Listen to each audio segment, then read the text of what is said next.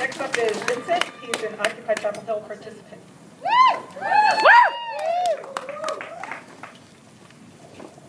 Welcome.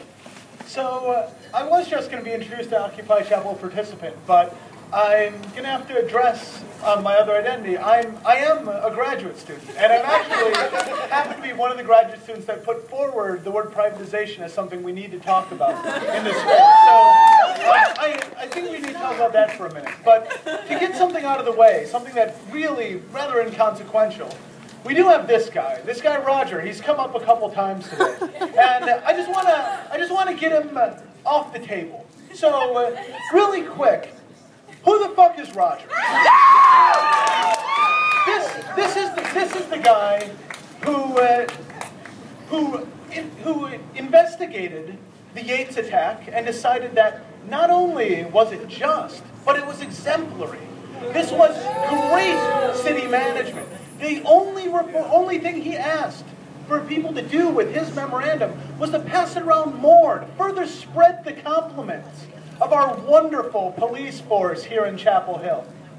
Now, one thing that's come up in talking about Roger is his job has been described as the CEO model of city government. Now, it sounds pretty bad, but I think it's pretty accurate.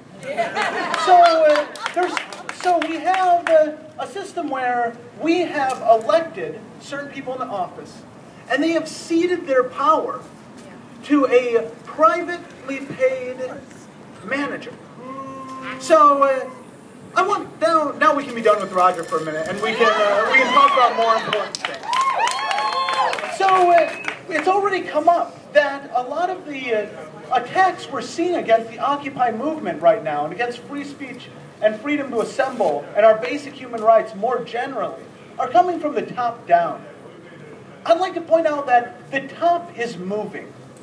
That our top is not only our governmental structures. We are not only looking up the chain of government as we're looking down the gun of an automatic weapon. We are also looking up chains of exchange. We're looking up the chain of capital.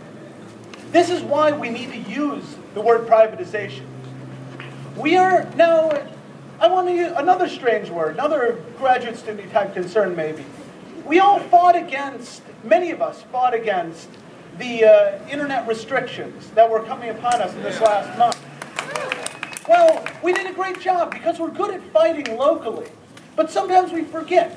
Sometimes we start thinking that issues like that guy Roger, are our problem. Like we can form a safe place to speak here.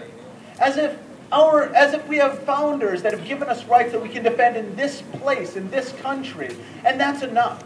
Well, we're not fighting against ACTA yet.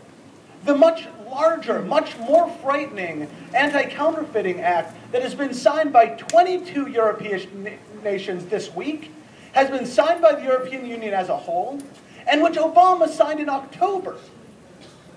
I didn't know. I was concerned with the things that were happening here.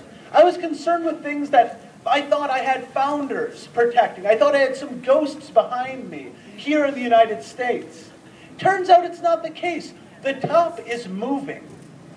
And it's moving because of privatization.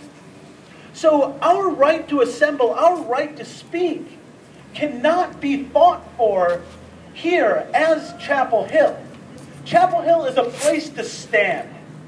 We have already agreed, as Occupy Chapel Hill, we reject being corralled into free speech zones. We will not make Chapel Hill a big free speech zone. We will not make the United States a place where people can speak freely and let there be fences at our sides beyond which people cannot speak at all.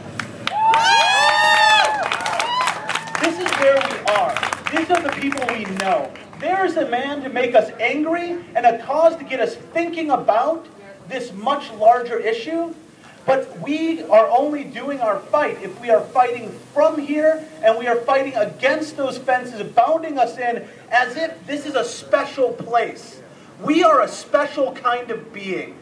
Humans have a right to assemble and we have a right to resist. Yeah!